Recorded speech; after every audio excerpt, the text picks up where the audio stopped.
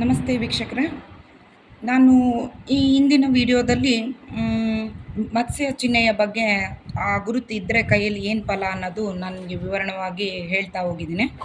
ಹಾಗೆ ಈಗ ಹಸ್ತದಲ್ಲಿ ತ್ರಿಭುಜ ಗುರುತು ಇದ್ದರೆ ಏನು ಫಲ, ತ್ರಿಭುಜದ ಗುರುತು ಯಾರ ಕೈಯಲ್ಲಿ ಇದ್ದರೆ ಏನು ಫಲ ಅಂತ ನಾನು ಹೇಳ್ತಾ ಹೋಗ್ತೀನಿ ನಿಮಗೆ.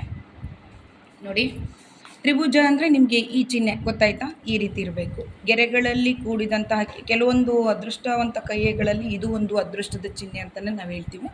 ನೋಡಿ, ಈ ಚಿಹ್ನೆ ಇದ್ದರೆ, ಒಂದು ಗುರುತಿದ್ದರೆ ಏನೆಲ್ಲ ಒಳ್ಳೆ ಫಲಗಳು ಸಿಗುತ್ತೆ, ಮತ್ತು ಯಾವ ಪರ್ವದಲ್ಲಿ ಯಾವ ಒಂದು ಸ್ಥಳದಲ್ಲಿ ಆ ಚಿಹ್ನೆ ಇದ್ದರೆ ಏನು ಫಲ, ಮತ್ತು ನೀವು ಕೂಡ ನಿಮ್ಮ ಕೈಯನ್ನು ಚೆಕ್ ಮಾಡ್ಕೋಬೋದು. ಯಾವ ಕೈಯಲ್ಲಿ ನಿಮ್ಮ ಕೈಯಲ್ಲಿ ಯಾವ ಪರ್ವದ ಮೇಲೆ ಈ ಥರ ಚಿಹ್ನೆ ಇದೆ ಅನ್ನೋದನ್ನು ನಾನು ಹೇಳ್ತಾ ಹೋಗ್ತೀನಿ. ನೋಡಿ, ತ್ರಿಭುಜ ಚಿಹ್ನೆ ಶುಕ್ರ ಪರ್ವದಲ್ಲಿ, ನೋಡಿ ಶುಕ್ರ ಸ್ಥಾನ ಇದು, ಓಕೆ, ಇಲ್ಲಿದ್ದರೆ ಏನು ಫಲ ನೋಡಿ. ಇಲ್ಲಿ ಈ ಒಂದು ಶುಕ್ರ ಪರ್ವದಲ್ಲಿ ಈ ಥರ ಚಿಹ್ನೆ ಇದ್ದು ನೋಡಿ, ಇಲ್ಲಿ ತ್ರಿಭುಜ ಗುರುತು ಇದ್ದರೆ ಇಲ್ಲಿ ಸಂಸಾರದಲ್ಲಿ ಗಂಡ ಹೆಂಡತಿ ತುಂಬ ಚೆನ್ನಾಗಿರ್ತಾರೆ, ಒಬ್ರಿಗೆ ಪ್ರೀತಿ ಪಾತ್ರರಾಗಿ ಒಬ್ರಿಗೊಬ್ಬರು ತುಂಬ ಅನ್ಯೋನ್ಯ ಭಾವದಲ್ಲಿ. ಮತ್ತು ಇನ್ನೊಂದು ಏನಪ್ಪ ಅಂತಂದರೆ, ಇದು ಶಾಂತಿ, ಸುಖ, ಸಮೃದ್ಧಿಯನ್ನು ನಮಗೆ ತಂದುಕೊಡುತ್ತೆ ಈ ಒಂದು ಚಿಹ್ನೆ ಶುಕ್ರ ಪರ್ವದಲ್ಲಿ ಇದ್ದರೆ. ಹಾಗೆ ನೆಕ್ಸ್ಟ್ ನಾವು ನೋಡೋದಾದರೆ ಕುಜ ಪರ್ವದಲ್ಲಿ ನೋಡಿ, ಈ ಒಂದು ಕುಜ ಪರ್ವ, ಈ ಪರ್ವದಲ್ಲಿ ಪ್ಲೇಸಲ್ಲಿ ಈ ತ್ರಿಭುಜ ಗುರುತು ಇದ್ದರೆ ಏನಪ್ಪ, ಅಂಥ ವ್ಯಕ್ತಿಗಳು ಏನಾಗ್ತಾರೆ ಅಂದರೆ ಆಟೋಟ ಸ್ಪರ್ಧೆಯಲ್ಲಿ ತುಂಬ ಚೆನ್ನಾಗಿ ಮೇಲ್ ಬರ್ತಾರೆ. ಅವರು ಚೆನ್ನಾಗಿ ಸ್ಪೋರ್ಟ್ಸಲ್ಲಿ ಮುಂದಿರ್ತಾರೆ, ಧೈರ್ಯಶಾಲಿಗಳು ಅಂತಲೇ ಹೇಳ್ತೀನಿ. ಯಾಕಂದರೆ ಕುಜ ಅಂದ್ರೇ ಧೈರ್ಯ, ಕುಜ ಅಂದ್ರೇ ಸೇನಾಧಿಪತಿ ನೋಡಿ, ಆತ ಪರಾಕ್ರಮಿ. ಹಾಗಾಗಿ ಆ ಒಂದು ಧೈರ್ಯದ ಗುಣಗಳು ಈ ಒಬ್ಬ ವ್ಯಕ್ತಿಯಲ್ಲಿ ಇದ್ದೇ ಇರುತ್ತೆ. ಒಬ್ಬ ಸೈನ್ಯ ಅಧಿಕಾರಿ ಕೈಯಲ್ಲಿ ಈ ಥರ ಒಂದು ಗುರ್ತಿದ್ರೆ ತುಂಬ ಪರಾಕ್ರಮಶಾಲಿ ಆಗ್ತಾನೆ ಆತ ಅಂತಲೇ ಹೇಳ್ಬೋದು. ಮತ್ತು ಅದ್ಭುತವಾಗಿ ಆತ ಎಲ್ಲ ಒಂದು ರಂಗದಲ್ಲಿ ಯಶಸ್ಸನ್ನು ಕಾಣ್ತಾರೆ. ಮತ್ತು ಭೂಮಿ ವಿಚಾರದಲ್ಲೂ ಕೂಡ ಅಭಿವೃದ್ಧಿ ಇದೆ ಅವರಿಗೆ ಅಂತಲೇ ನಾವು ಹೇಳ್ಬೋದು. ಓಕೆನಾ. ನೆಕ್ಸ್ಟ್, ಗುರುವಿನ ಸ್ಥಾನದಲ್ಲಿ ಈ ತ್ರಿಭುಜ ಗುರುತು ಇದ್ದರೆ, ಗುರುವಿನ ಸ್ಥಾನದಲ್ಲಿ ಓಕೆ ಇದ್ದರೆ ಏನು ಫಲ, ಈ ಒಂದು ತೋರು ಬೆರಳಿದೆಯಲ್ಲ ಈ ಕೆಳಗಡೆ ಭಾಗದಲ್ಲಿ ಈ ಒಂದು ಗುರುತಿದ್ರೆ ಏನಪ್ಪ ಅಂದರೆ ಫಲ, ರಾಜಕೀಯ ರಂಗದಲ್ಲಿ ಯಶಸ್ಸನ್ನು ಪಡೀತಾರೆ ನೋಡಿ. ತುಂಬ ಇದು ನಿಖರವಾಗಿ ನಾವು ಹೇಳ್ಬೋದು, ರಾಜಕೀಯ ಕ್ಷೇತ್ರದಲ್ಲಿ ಒಂದು ಯಶಸ್ಸನ್ನು ಪಡೆಯುವಂಥ ವ್ಯಕ್ತಿ ಅವರಾಗಿರ್ತಾರೆ. ಜನ ಆಕರ್ಷಣೆ ಹೆಚ್ಚಿರುತ್ತೆ, ಅವರಿಗೆ ಜನ ಬಲ ಇರುತ್ತೆ. ಒಂದು ಗುರುವಿನ ಸಂಪೂರ್ಣವಾದ ಅನುಗ್ರಹ ಆ ವ್ಯಕ್ತಿಯ ಮೇಲೆ ಇರುತ್ತೆ. ಈ ಒಂದು ತ್ರಿಭುಜದ ಗುರುತು ಈ ಗುರುವಿನ ಪರ್ವದ ಮೇಲೆ ಇದ್ದರೆ ಈ ಎಲ್ಲ ಫಲಗಳನ್ನು ಆ ವ್ಯಕ್ತಿ ಅನುಭವಿಸ್ತಾನೆ. ಒಬ್ಬ ರಾಜ ಹೇಗೆ ತನ್ನ ಅಧಿಕಾರವನ್ನು ಚಲಾಯಿಸ್ತಾ ರಾಜನ ಹಾಗೆ ಆ ವ್ಯಕ್ತಿ ಇರ್ತಾನೆ, ಕಿಂಗ್ ಅಂತಲೇ ಹೇಳ್ಬೋದು. ಯಾಕಂದರೆ ಒಬ್ಬ ರಾಜ, ಒಬ್ಬ ಹೆಣ್ಮಕ್ಳ ಕೈಯಲ್ಲೂ ಈ ಗುರುತಿದ್ರೆ ಒಬ್ಬ ರಾಣಿ ಆಗ್ತಾಳೆ, ಅವಳು ಒಂದು ಎಲ್ಲ ರಂಗದಲ್ಲಿ ಯಶಸ್ಸನ್ನು ಪಡೀತಾರೆ ಅಂತಲೇ ಹೇಳ್ಬೋದು ನೋಡಿ ಈ ಸ್ಥಾನದಲ್ಲಿದ್ದರೆ. ಹಾಗೆ ಇದೇ ಗುರುತು ಶನಿಯ ಪರ್ವದಲ್ಲಿ ಇದ್ದರೆ ಏನಪ್ಪ, ಶನಿ ಪರ್ವದಲ್ಲಿ ಇದ್ದರೆ ಗುರುತು ನಿಧಾನಗತಿಯ ಪ್ರಗತಿ. ಶನಿ ಅಂದರೆ ನಾನು ಯಾವಾಗಲೂ ಚಿಹ್ನೆಯಲ್ಲಿ ನಾನು ಹೇಳ್ತಾ ಇರ್ತೀನಿ, ಯಾವುದೇ ಒಂದು ಸ್ಥಳದಲ್ಲಿ ಅಂದರೆ ಈ ಒಂದು ಶನಿಯ ಪರ್ವ ಅಂದರೆ ನಿಧಾನಗತಿ. ಶನಿಯ ಗ್ರಹ ಚಲನೆ ಕೂಡ ಅದೇ ರೀತಿ ಇರುತ್ತೆ. ನಾವು ನವಗ್ರಹಗಳ ತೆಗೆದುಕೊಂಡಾಗ ಶನಿ ಮಂದಗತಿಯ ಚಲನೆ, ಆತ ಸ್ವಲ್ಪ ನಿಧಾನಗತಿಯ ಒಂದು ಪ್ರಗತಿಯನ್ನು ಆತ ಕೊಡ್ತಾನೆ. ಹಾಗಾಗಿ ಈ ಒಂದು ಗುರುತು ಕೂಡ ಶನಿಯ ಪರ್ವದಲ್ಲಿ ಇದ್ದರೂ ಕೂಡ ನಿಧಾನಗತಿಯ ಪ್ರಗತಿಯನ್ನು ಕಾಣ್ತಾರೆ.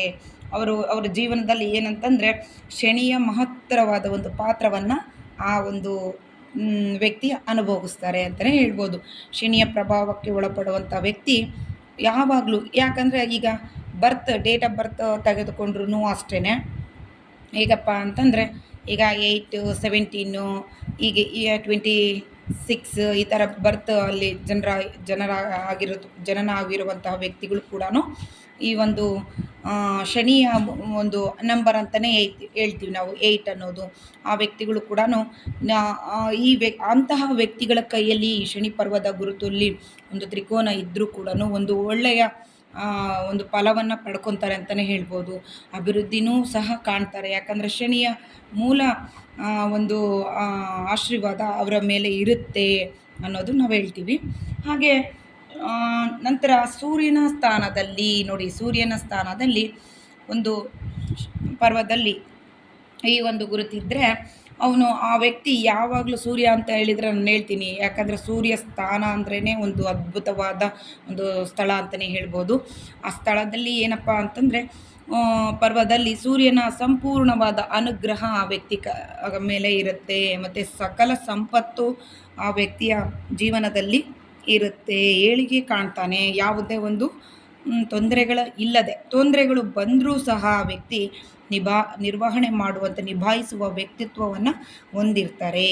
ಹಾಗೆ ಬುಧನ ಸ್ಥಾನದಲ್ಲಿ ನೋಡಿ, ಬುಧನ ಸ್ಥಾನದಲ್ಲಿ ಕೂಡ ಈ ಒಂದು ಏನಪ್ಪ ಅಂತಂದರೆ ಈ ಒಂದು ಗುರುತು ತ್ರಿಕೋನ ಚಿಹ್ನೆ ಇದ್ದರೆ ವ್ಯಾಪಾರ, ನಾನು ಹೇಳಿದೆ ಯಾವಾಗ್ಲೂ ಹೇಳ್ತಾನೆ ಇರ್ತೀನಿ.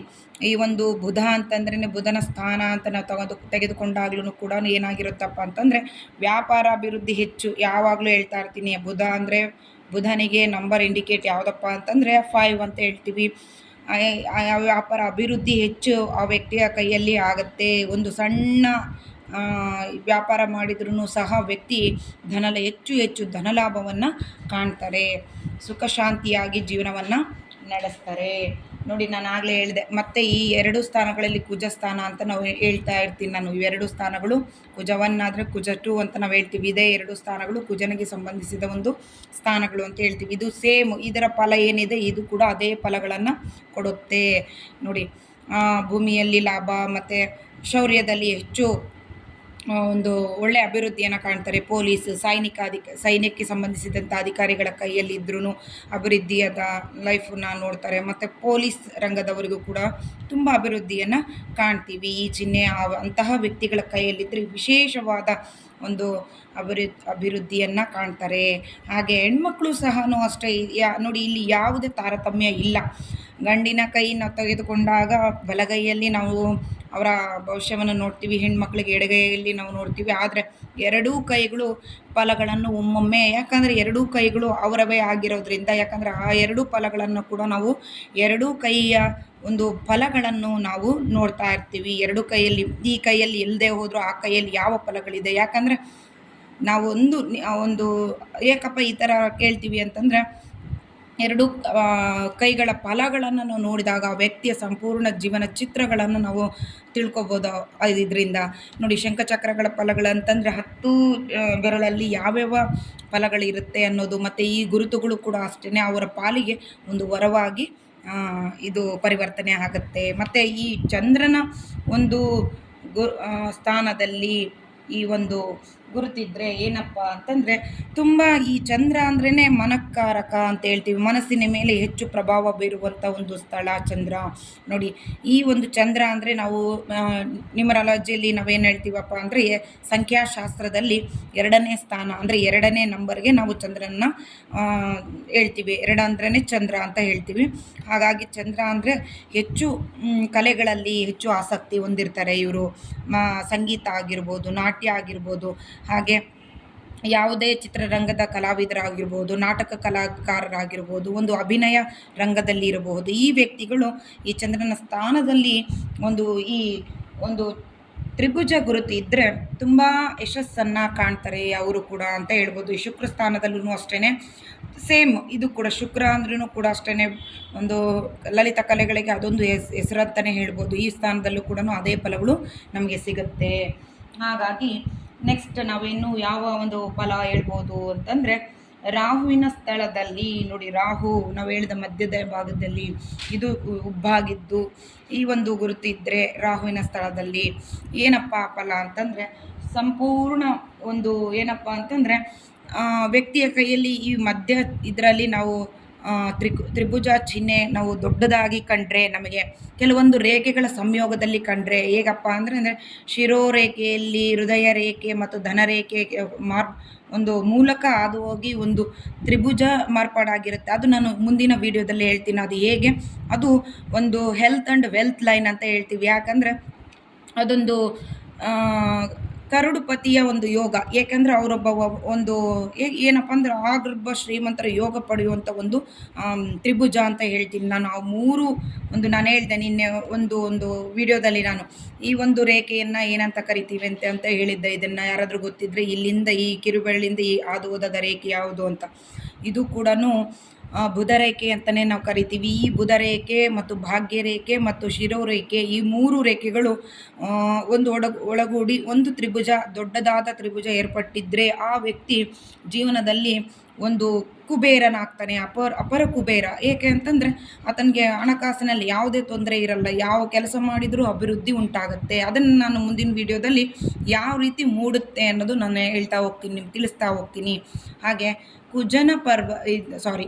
ಕೇತುವಿನ ಪರ್ವದಲ್ಲಿ ನೋಡಿ, ಕೇತುವಿನ ಪರ್ವದಲ್ಲಿ ಈ ಒಂದು ತ್ರಿಭುಜ ಗೊತ್ತಿದ್ರೆ ಏನಪ್ಪ ಫಲ ನೋಡಿ. ಇದು ತುಂಬ ವಿಶೇಷವಾದ ಸ್ಥಾನ, ಒಂದು ಪರ್ವ ಅಂತ ಹೇಳ್ತೀನಿ. ಯಾಕೆ ಅಂದರೆ ಈ ಒಂದು ತ್ರಿಭುಜ ಗುರುತು ಯಾರಿಗೆ ಈ ತ್ರಿಭುಜ ಗುರುತು ಕೇತುವಿನ ಸ್ಥಾನದಲ್ಲಿ ಇದೆ ಅಂತಂದರೆ ತುಂಬ ಅವರು ಏನೊಂದು ಆಧ್ಯಾತ್ಮಿಕ ಜಗತ್ತಿನಲ್ಲಿ ಒಂದು ಹೆಸರು ಗಳಿಸುವಂತಹ ವ್ಯಕ್ತಿಯಾಗಿರ್ತಾರೆ. ಸಾಕ್ಷಾತ್ ದೈವ ಸ್ವರೂಪವನ್ನು ಒಳಗೊಂಡಿರ್ತಾರೆ.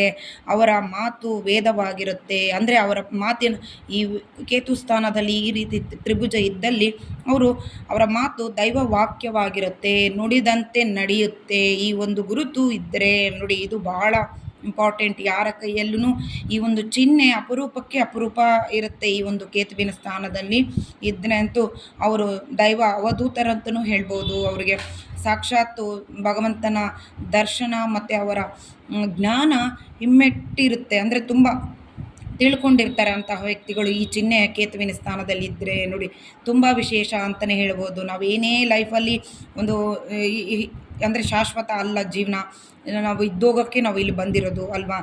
ಹಣ, ಅಂತಸ್ತು, ಇನ್ನೊಂದು ಅನ್ನೋ ಭೋಗದಲ್ಲಿ ಕೊನೆಗೆ ನಾವು ಒಂದು ಮುಕ್ತಿ ಅನ್ನೋ ವಿಚಾರಕ್ಕೆ ಬಂದಾಗ, ಶಾಂತಿ ಅನ್ನೋ ವಿಚಾರಕ್ಕೆ ಬಂದಾಗ ನಮಗೆ ಒಂದು ದೈವದ ಕೃಪಾ ಬೇಕೇ ಬೇಕು. ಯಾವುದು ಶಾಶ್ವತ ಅಲ್ಲ ಇಲ್ಲಿ. ಐಶ್ವರ್ಯ ಆಗಿರ್ಬೋದು, ಹಣ, ಇವೆಲ್ಲ ಐಷಾರಾಮಿ ವಿಚಾರಗಳಾಗಿರ್ಬೋದು ಎಲ್ಲ ತಾತ್ಕಾಲಿಕ. ಆದರೆ ಒಂದು ಚಿರಂತರ ಅಂದರೆ ನಿರಂತರವಾದಂಥ ಒಂದು ಸುಖ, ಸಂತೋಷ, ನೆಮ್ಮದಿ ಅಂತಂದರೆ ಒಂದು ಆಧ್ಯಾತ್ಮಿಕ ಜಗತ್ತಿನಲ್ಲಿ ಈ ಒಂದು ನಾವು ಪ್ರವೇಶ ಮಾಡಿದಾಗ, ಅದರ ಮಾಹಿತಿ ತಿಳ್ಕೊಂಡಾಗ ಆತ್ಮ ಯಾವತ್ತೂ ಸಂತೃಪ್ತಿಯಾಗಿರುತ್ತೆ ಅಂತಲೇ ಹೇಳ್ಬೋದು. ನೋಡಿ, ಈ ಸ್ಥಾನಗಳಲ್ಲಿ ಈ ರೀತಿ ತ್ರಿಭುಜ ಚಿಹ್ನೆ ಇದ್ದರೆ ತುಂಬ ವಿಶೇಷ ಫಲ. ನೋಡಿ, ನಾನು ಹೇಳ್ತಾ ಹೋಗ್ತಿದ್ದೆ, ಮೀನಿನ ಗುರುತು ಇದ್ದರೆ ವಿಶೇಷವಾದಂಥ ಅದೃಷ್ಟ ಯಾರ ಕೈಯಲ್ಲೂ ಇರಲ್ಲ. ಈ ಥರ ಚಿಹ್ನೆಗಳು ಸರ್ವೇ ಸಾಮಾನ್ಯ ಅದೃಷ್ಟವಂತ ವ್ಯಕ್ತಿ, ಒಳ್ಳೆ ಆಧಾರಿತ ಜೀವನ ಕರ್ಮವನ್ನು ಅನುಭವಿಸಿದಂಥ ವ್ಯಕ್ತಿ ಕೈಯಲ್ಲಿ ಈ ಒಂದು ಚಿಹ್ನೆಗಳು ಏರ್ಪಾಟು ಅಂದರೆ ಮೂಡಿರುತ್ತೆ ಅಂತಲೇ ಹೇಳ್ಬೋದು. ನೋಡಿ, ಅದಕ್ಕೋಸ್ಕರ ನಾನು ಹೇಳ್ತಾ ಇರ್ತೀನಿ, ತುಂಬ ಸೂಕ್ಷ್ಮವಾಗಿ ಗಮನಿಸ್ಕೊಂಡು ನೀವು ವಿಚಾರಗಳನ್ನು ತಿಳ್ಕೊಬೇಕು. ಯಾಕಂದರೆ ನಾನು ಈ ವಿಚಾರಗಳನ್ನು ತುಂಬ ಪುಸ್ತಕದ ಅನ್ವೇಷಣೆಗಳ ಮೂಲಕ ತುಂಬ ತಿಳ್ಕೊಂಡಿದ್ದೀನಿ. ಮತ್ತು ನನ್ನ ಗುರುವಿನ ಮುಖಾಂತರನೂ ಕೂಡ ನಾನು ಈ ಒಂದು ವಿಚಾರವನ್ನು ತಿಳ್ಕೊಂಡಿರೋದ್ರಿಂದಲೇ ನಾನು ನಿಮಗೆ ಈ ಒಂದು ವಿಡಿಯೋನ ಅಲ್ಲಿ ಹಂಚ್ಕೊತಾ ಇದ್ದೀನಿ. ನೀವು ಕೂಡ ವಿಚಾರವನ್ನು ತಿಳ್ಕೊಳ್ಳಿ ಅನ್ನೋ ಕಾರಣಕ್ಕೆ. ನೋಡಿ, ತುಂಬ ಒಂದು ವಿಶೇಷವಾದ ಚಿಹ್ನೆ ತ್ರಿಭುಜ ಚಿಹ್ನೆ ಇದು. ಹೌದಾ, ನಿಮಗೆ ನೋಡಿ, ನಿಮಗೆ ನಿಮ್ಮ ಹಸ್ತದಲ್ಲಿ ಕೂಡ ಈ ಚಿಹ್ನೆ ಇದೆಯೋ ಇಲ್ಲ ನೋಡಿ. ಇದ್ದರೆ ಒಂದು ಕಮೆಂಟ್ ಮಾಡಿ, ನನಗೂ ಈ ಚಿಹ್ನೆ ಇದೆ ಅಂತ ಮಾಡ್ತೀರಾ ತಾನೇ. ನಿಮಗೆಲ್ಲ ಈ ವಿಡಿಯೋ ಇಷ್ಟವಾದರೆ ನನಗೆ ಒಂದು ಲೈಕ್ ಕೊಡಿ ಈ ವಿಡಿಯೋಗೋಸ್ಕರ. ಮತ್ತು ನಿಮ್ಮ ಸಪೋರ್ಟ್ ಯಾವಾಗಲೂ ನನ್ನ ಮೇಲೆ ಹೀಗೆ ಇರಲಿ. ನನ್ನ ಚಾನಲ್ ಸಬ್ಸ್ಕ್ರೈಬ್ ಮಾಡಿ. ಹಾಗೆ ಇನ್ನೂ ಒಳ್ಳೊಳ್ಳೆ ವಿಚಾರಗಳನ್ನು ನಾನು ನಿಮ್ಮಲ್ಲಿ ಹಂಚ್ತಾ ಹೋಗ್ತೀನಿ. ನನ್ನಲ್ಲಿರುವಂಥ ಒಂದು ಜ್ಞಾನವನ್ನು ನಿಮಗೂ ಕೂಡ ಹಂಚಬೇಕನ್ನೋ ಒಂದು ಭಾವನೆಯಿಂದ ನಾನು ಈ ವಿಡಿಯೋಗಳನ್ನು ಮಾಡ್ತಾ ಇರೋದು. ಹಾಗಾಗಿ ನಿಮಗೂ ಈ ವಿಡಿಯೋ ಇಷ್ಟ ಆದರೆ ಖಂಡಿತ ಲೈಕ್ ಮಾಡಿ, ಶೇರ್ ಮಾಡಿ, ಮತ್ತು ಹಾಗೆ ಸಬ್ಸ್ಕ್ರೈಬ್ ಮಾಡಿ. ನಿಮ್ಮ ಫ್ರೆಂಡ್ಸ್ಗೆ ಅಥವಾ ನಿಮ್ಮ ಹಿತೈಷಿಗಳಿಗೆ ಈ ವಿಡಿಯೋವನ್ನು ಶೇರ್ ಮಾಡಿ. ನೋಡಿ, ಅವರು ಕೂಡ ಈ ಒಂದು ವಿಚಾರವನ್ನು ತಿಳ್ಕೊಳ್ಳೋ ಹಾಗಾಗುತ್ತೆ. ಹಾಗೆ ನನಗೆ ನಿಮ್ಮ ಸಂಪೂರ್ಣ ಸಪೋರ್ಟ್ ಹೀಗೆ ಇರಲಿ ಅಂತ ನಾನು ತುಂಬ ಬಯಸ್ತೀನಿ. ಇದು ಮುಖ್ಯ ನನಗೆ. ಹಾಗಾಗಿ ಇನ್ನೂ ಹೆಚ್ಚಿನ ವೀಡಿಯೋಗಳನ್ನು ನಿಮ್ಮ ಮುಂದೆ ನಾನು ತರ್ತಾ ಹೋಗ್ತೀನಿ. ಓಕೆ, ನಮಸ್ತೆ.